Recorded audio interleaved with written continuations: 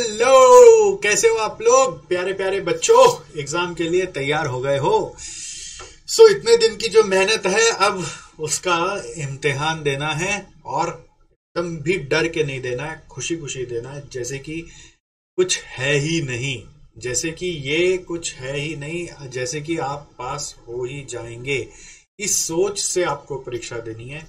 अगर डर डर के दोगे तो ये और ज्यादा डरा देगा। चलो, डर को भगाए कैसे? डीप ब्रीदिंग करके बहुत वो नेगेटिविटी को हटाता है। डीप ब्रीदिंग जितना जब जब अजीब सा ख्याल आने लगे, डीप ब्रीदिंग रोज सुबह उठ के 100 बार डीप ब्रीदिंग मार दो। 100 बार, 100 टाइम्स डीप ब्रीदिंग मार दो। और दिन में जब जब मन करे तब तब मार दो। आपको एक भंवरी प्राणायाम सिखाया था, उसको भी करके ऐसे आंख बंद करके कान बंद करके जितना लंबा बोल सकते हो बोलो। आप देखो, उसके बाद पढ़ाई करो, आपका माइंड इतना फ्रेश रहेगा, वो नेगेटिविटीज नहीं आएगी और आप आराम से कर जाओगे। जब मन में ये आ जाएगा कि हम तो पास हो ही जाएंगे, हम बेस्ट एग्जाम मेरा जाने वाला है, तो आप डेफिनेटली पास हो जाओगे। जब मन में डर रहेगा तो एग्जाम और डराएगा। तो अब क्या है, सबसे पहले जब एग्जाम की तैयारी करते हैं ना हम लोग, इंश्योर करना है कि हर सब्जेक्ट का ना वो जेट बना हुआ है कि क्या क्या चीज उसमें पढ़ना है, जिससे कि आपको एग्जाम के पहले सब्जेक्ट वाइज नोट्स खोलने में दिक्कत ना हो। अगर कंप्यूटर वगैरह में सॉफ्ट कॉपीज रखी हुई तो सबका फोल्डर्स प्रॉपर है कि नहीं है, अभी एक बार इंश्योर कर लेना जरूरी है, भले इसमें 15 मिनट आधा घंटा लगे। जमीन पे जगह तो जमीन पे रख दिया, बेड पे जगह बेड पे रख दिया, कोई जरूरी नहीं है टेबल पे सब रखना है। सेकेंड बात यह है कि अब पढ़ाई शुरू कैसे करेंगे। बहुत बार बच्चे गड़बड़ क्या करते हैं, वो क्लास का नोट्स उठा के बस लाइन बाय लाइन या फिर इंस्ट्रूमेंट उठा के line by line page bye page revise करने का कोशिश करता है और उनका रिवीजन खत्म ही नहीं होता। रिवीजन वैसे नहीं होगा, रिवीजन हमेशा समरी नोट्स से स्टार्ट होगा। समरी नोट्स आप लोगों ने बना रखा होगा, नहीं तो सब जुगाड़ कर रखा होगा, तो वहां से समरी नोट्स से रिवाइज करना स्टार्ट करोगे और देखोगे कि आपको सारा कॉन्सेप्ट पॉइंट्स वहां पे जो लिखा हुआ वो याद है कि नहीं है। ठीक है, अगर कुछ भी याद नहीं है तो मतलब पैनिक हो रहा है, गहरी सांस लेंगे, छोड़ेंगे और देखेंगे कि माइंड अपने आप धीरे धीरे, याद नहीं भी है तो उसको पढ़ लेंगे और पढ़ेंगे तो वो थोड़ा और याद हो जाएगा, अगले दिन तक का काम हो जाएगा। ठीक है, उसके बाद अगर कुछ भी और ज्यादा पैनिक लग रहा हो तो यूट्यूब वीडियो सब चीज का आजकल अवेलेबल है, किसी भी सर का अवेलेबल है, जो भी हो देख लेना, आपका काम बन जाएगा। ठीक है, ये नहीं कि भाई नहीं है नहीं है नहीं है, घबराना नहीं है, सब चीज अवेलेबल है दुनिया में, यूट्यूब में कोई भी देख लोगे तो काम बन जाएगा। बट ये नहीं कि उसके कारण पूरा वो सारा का सारा देखने बैठ गए तो बहुत ज्यादा टाइम लग जाएगा, जितना जरूरत है उतना ही। ठीक है, हाँ, अब अगर समरी नोट्स वगैरह आपका एकदम भी बना हुआ ही नहीं है तो आपको एक एक बार मतलब चैप्टर को फटाफट गो थ्रू करना है। चैप्टर को क्या करना है, फिर फटाफट गो थ्रू करना है। ये नहीं कि एक एक चैप्टर को डिटेल में एक एक लाइन पढ़ने लगे, बहुत बच्चे भूल करते एक एक लाइन पढ़ने लग जाता है और उससे एक एक चैप्टर में पूरा आधा से ज्यादा टाइम चला जाता है कि बाकियों के लिए टाइम ही नहीं बचता। और जब टाइम नहीं बचेगा ना बाकियों के लिए तो और ज्यादा डर लगेगा। तो इसलिए कोशिश करना है कि हमको फटाफट एक चीज को करना है, हेडिंग पढ़ना और अंडरस्टैंड करना है कि क्या था, हेडिंग पढ़ना अंडरस्टैंड करना है क्या था, पूरा डिटेल में नहीं जाना है, इस चीज का ध्यान रखना है। नेक्स्ट लेवल क्या है, बच्चे कई बार है ना खाली आप, मैं देखता हूँ कॉन्सेप्ट ही खाली करके बोलते हो मेरा अब देख लूंगा क्या होगा। एग्जाम में आता है क्वेश्चन, क्वेश्चन में कौन सा कॉन्सेप्ट अप्लाई होगा वो पकड़ नहीं पाते। तो इसलिए वार्म अप के लिए हर चैप्टर से ना 2-3 क्वेश्चन जरूर करके जाना, थ्योरी हो चाहे प्रैक्टिकल हो। थ्योरी को भी लिख के जाना, बुलेट पॉइंट से लिख लेना, प्रैक्टिकल हो तो सॉल्व करके जाना। और कौन सा 2-3 क्वेश्चन, अब देखो इसमें बहुत सारी बातें। एक बात है कि आपने सारा चीज ही आज तक का इंस्टीट्यूट मैट कर लिया, सारा पास पेपर कर लिया, एमटीपी कर लिया, मॉक टेस्ट भी दे लिया, सब कुछ कर लिया। अगर तो उसमें से जो आइडेंटिफाई किया हुआ इंपॉर्टेंट क्वेश्चंस, वो सब में से 2-3 क्वेश्चन उठा लो। ऐसा उठाओ जिससे ज्यादा कॉन्सेप्ट कवर हो जाए, है ना। और अगर आप मान लीजिए फॉर एग्जांपल सारा नहीं कर पाए थे तो मैं रिक्वेस्ट करूंगा कि आप जो लेटेस्ट एमटीपी हैं और पास पेपर्स हैं उसमें से कुछ 2-3 क्वेश्चन रिस्पेक्टेड चैप्टर्स का उठा के खोज के कर लेवे। इससे क्या होगा, आपको आइडिया लगेगा कि हाँ मेरे से कितना हो रहा है, और नहीं हो रहा है तो अगेन पैनिक नहीं करना है, डरना नहीं है, डीप ब्रीदिंग करना और उसको पढ़ लेना, जिससे कि कल उसको वापस अगर वैसा कुछ आ जाए तो यूज कर पाएंगे। तीसरा चीज क्या है कि आपको एमसीक्यू पे इंपॉर्टेंस देना है। तो एमसीक्यू आपने अभी तक एक बार सारा प्रैक्टिस कर ही लिया है, तो उसमें जो जो एमसीक्यू सर्कल किया हुआ है कि वो आपसे बना नहीं था, उसमें मिस्टेक हो रहा था आपसे, तो वो सब एमसीक्यूज को एक बार बस देखना है। सारा एमसीक्यू देखने का दरकार नहीं, बट इतना एमसीक्यू तक देखना है, एमसीक्यू को अधूरा नहीं छोड़ना है। चौथा, जैसे प्रैक्टिकल सब्जेक्ट में थ्योरी आता है, कभी थ्योरी सब्जेक्ट में कुछ प्रैक्टिकल्स आ जाते हैं, तो वो बहुत लिमिटेड होते हैं, बट उसमें कम से कम जो पास पेपर्स और एमटीपीज में थ्योरीज दिए हुए हैं उतना तो कर ही लेना है। ऐसे तो थ्योरी बहुत सारा है जो, और बाकी जो क्लास में बताए गए थोड़े बहुत, वो थ्योरी जब समरी नोट्स पढ़ रहे होंगे तभी हो गया होगा। ठीक है, सब चीज के ऊपर यूट्यूब में वीडियोस है, मैं अनुमान लगा रहा हूँ कि आप वो सब करे होंगे। अगर टाइम बचे तो आप यूट्यूब वीडियोस जरूर रेफर करिएगा। एक चीज ध्यान रखो, सीक्वेंस क्या उठाओगे चैप्टर्स का। नॉर्मली बच्चे क्या करते हैं ना, बड़ा वाला उठा लेते हैं पहले, फिर छोटा वाला छोड़ देता है, एग्जाम में छोटा वाला आ जाता है, फिर छोटा वाला होता नहीं है।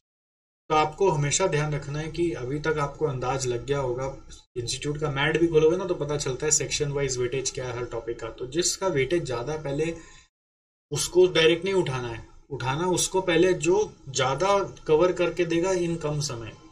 मार्क्स पर आवर याद है ना, की फैक्टर में पढ़ाया था ना, लिमिटिंग रिसोर्स जब होता है तो कंट्रीब्यूशन पर यूनिट ऑफ की फैक्टर जिसमें हाईएस्ट आता है वो, यानी कि मार्क्स अभी आपका कंट्रीब्यूशन की जगह मार्क्स है और आवर आपका टाइम है, तो मार्क्स पर आवर जिसमें ज्यादा मिलेगा उस चैप्टर को पहले उठाओगे। छोटा छोटा चैप्टर्स जो रेलिवेंट है, जैसे टैक्स में जाएंगे तो पीजीबी भी पहले उठाओगे, खत्म हो जाओगे, है ना।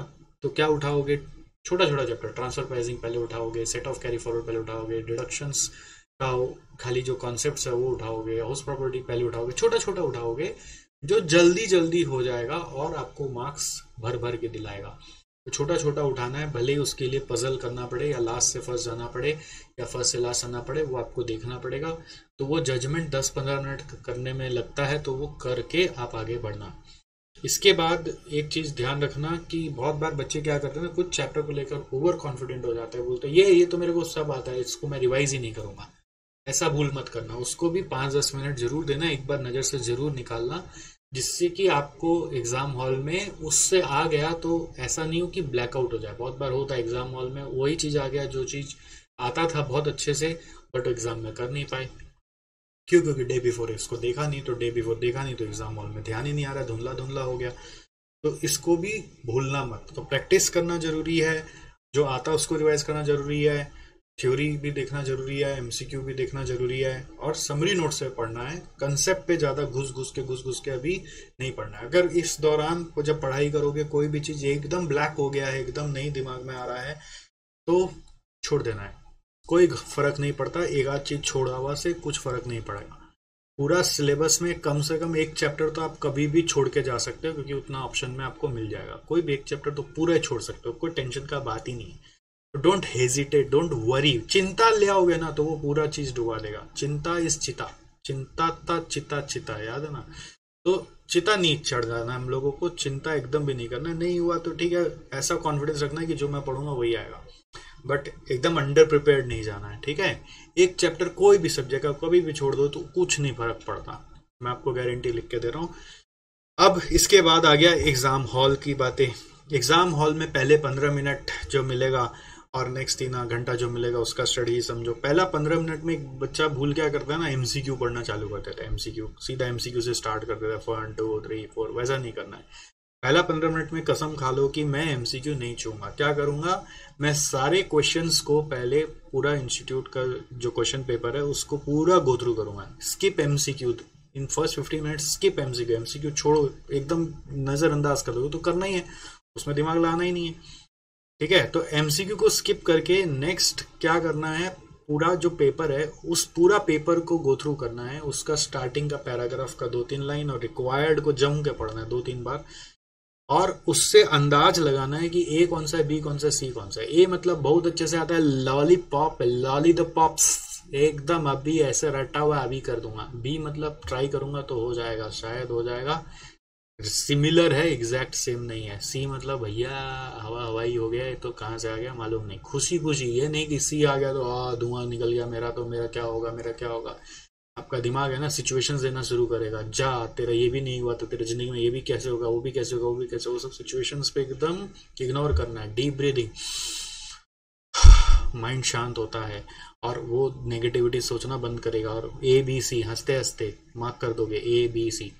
ठीक है, हर क्वेश्चन को मार्क करते चलोगे, और फिर उससे जज करोगे कि कौन सा आपका टॉप 5 क्वेश्चन है। आपको 14 मार्क का 5 क्वेश्चन करना पड़ेगा, तो कौन सा टॉप 5 क्वेश्चन आपको मिल रहा है वो पहला 15 मिनट में होगा। अगर उसके लिए 5 मिनट एक्स्ट्रा लग जाए तो लग जाए, कोई बात नहीं है, बट वो जजमेंट करने का काम हम लोगों का पहले 15 मिनट में होगा। बाद में बीच बीच में स्वैप करेंगे, काटेंगे, करेंगे, उस समय बहुत नर्वसनेस आ जाता है। तो जो करना है पहला 15 मिनट में ही करना है, ठीक है।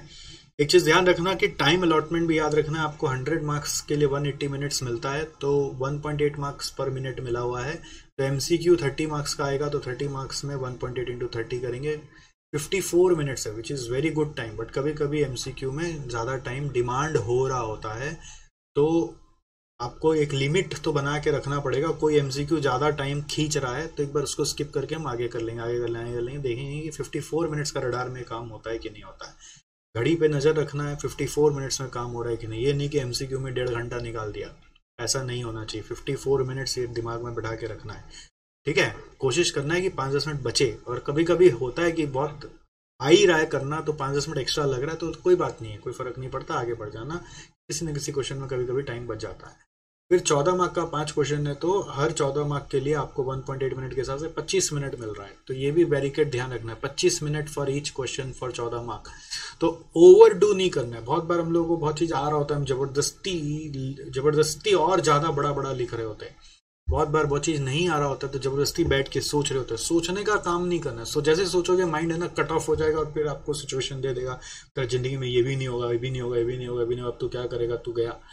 वो सिचुएशन आने का मौका ही नहीं देना है। मतलब जब कोई चीज नहीं आ रहा हो तो जगह छोड़ना है, नेक्स्ट क्वेश्चन, जगह छोड़ना है, नेक्स्ट क्वेश्चन। इसीलिए मैं क्या बोला, ABC मार्क कर लेना है। पहले ए वाला करोगे तो जो आता आता आता आता आता आता है तो एक रिदम में फटाफट हो जाएगा। फिर बी करोगे, फिर सी करोगे, इस रिदम में करोगे। जो चीज नहीं आता उसको छोड़ दोगे, उसके लिए जगह छोड़ दोगे, जिससे कि जो आता है वो हम अपना अच्छा स्टेट ऑफ माइंड से खत्म कर दें।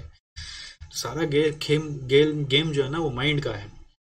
पहला 3 घंटा में अगर एक सोचो कि आपका पेपर ऐसा कुछ आ गया कि बहुत हार्ड लगा आपको, फॉर एग्जांपल आपको लगा कि यार पता नहीं क्या क्या आ गया, सारा ही सी दिख रहा है, पता नहीं कुछ भी ए जैसा दिख ही नहीं रहा। तो अगर ऐसा हो जाए तो मैं एक सजेशन दूंगा आपको कि उस समय मान लेना कि मैं 14 मार्क का फिर 5 नहीं करूंगा, 4 ही क्वेश्चन करूंगा। लीव 1 क्वेश्चन मोर, लीव 1 क्वेश्चन, मतलब 14 मार्क का छोड़ दो। यानी पेपर कितना मार्क का करोगे, 85 मार्क का, 86 मार्क का, 86 मार्क का करो।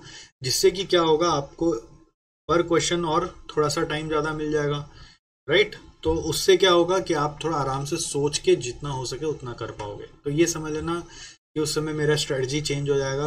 मतलब जैसे ही मेरे को लगा कि थोड़ा ज्यादा सी दिख रहा है, मेरा स्ट्रेटजी चेंज हो जाएगा कि मैं कोशिश करूंगा कि मैं 85 मार्क्स तक का करके आऊं, और 85 मार्क्स में 60-70 लाने का कोशिश करूं। 100 के चक्कर में मेरा भी बहुत खराब हो सकता है। इस चीज पे फोकस आ जाएगा, तो इससे क्या होगा, दिमाग रिलैक्स हो जाएगा और आपका पर क्वेश्चन आपको टाइम ज्यादा मिलेगा, तो आप सोच के अच्छा रिजल्ट दे पाओगे।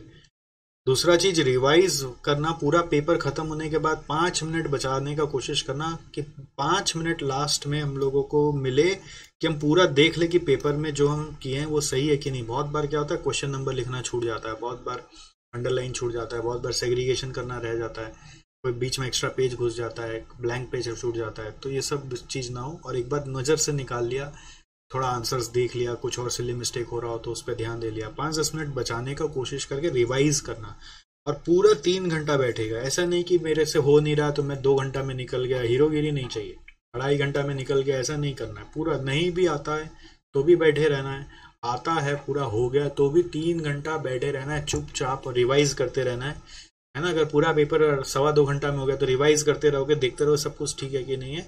जल्दी जाके अगला का तैयारी का सोच नहीं लाना है, पहले 3 घंटा पूरा यूटिलाइज करना है। हो सकता है कुछ चीज और गड़बड़ कर रखे हो, कुछ चीज छूट रखा है, तो सब चीज को बढ़िया से फॉलो थ्रू करके सबमिट करना है। ऐसा नहीं कि बस हड़बड़ा के बस पेपर दिया और निकल लिया। ऑलराइट, तो ये एग्जाम हॉल का गाइडेंस है। एग्जाम हॉल से वापस आओगे, फिर अगला एग्जाम के लिए लग जाना है। जिनका बोथ ग्रुप है उनके पास ऐसे ही लिमिटेड टाइम रहेगा, उनको यही प्रोसेस रिपीट करना है। क्वेश्चन थोड़ा सा वो कम कर लेंगे अगर टाइम कम है तो। मेक श्योर कि प्रॉपर 6 to 7 आवर्स का स्लीप हो। Sleep is very very important.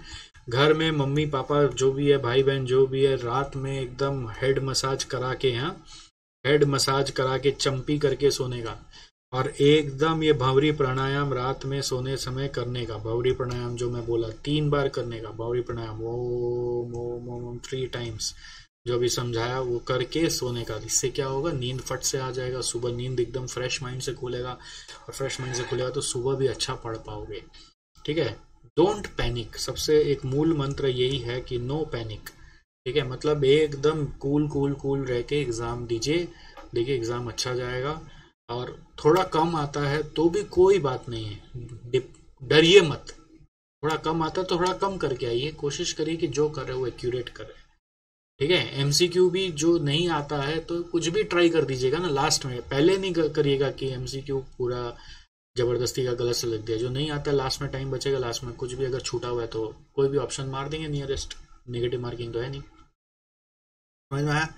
इसके अलावा और कोई आपका सवाल रह गया तो आप मुझे पूछेगा ज़रूर, बट एक बार के लिए अभी इतना ही समझ में आ रहा है, and it is one of the best that I could give at this moment. And ठीक है, ऑल द बेस्ट। और ध्यान रखना, जैसे ही आपका एग्ज़ाम हो जाए फिर हमारे यूट्यूब पे बने रहना। हम लोग एक नया अभियान चालू कर रहे हैं, upgrade your finance knowledge, upgrade your finance ज्ञान बोलकर, जो एग्ज़ाम के बाद आपका चालू होगा। ठीक है। हर रोज शाम को 6:30 बजे मेरे साथ आप जुड़ेंगे, मौका मिलेगा आपको लाइव मेरे साथ मिलने का, बात करने का, जब तक कि आपका रिजल्ट नहीं आ जाता तब तक। स्पेशली उन बच्चों के लिए रहेगा जिनका दोनों ग्रुप हो गया है, दोनों ग्रुप दे चुके हैं। ओके। एवरीडे 6:30 PM पे हम लोग मिला करेंगे। इसके लिए अलग से एक वीडियो आएगा, उसको फॉलो कर लीजिएगा, बट वो एग्ज़ाम के बाद। अभी इस पे अमल करिए, फिर मिलते हैं, तब तक ध्यान रखिए। Bye bye, see you.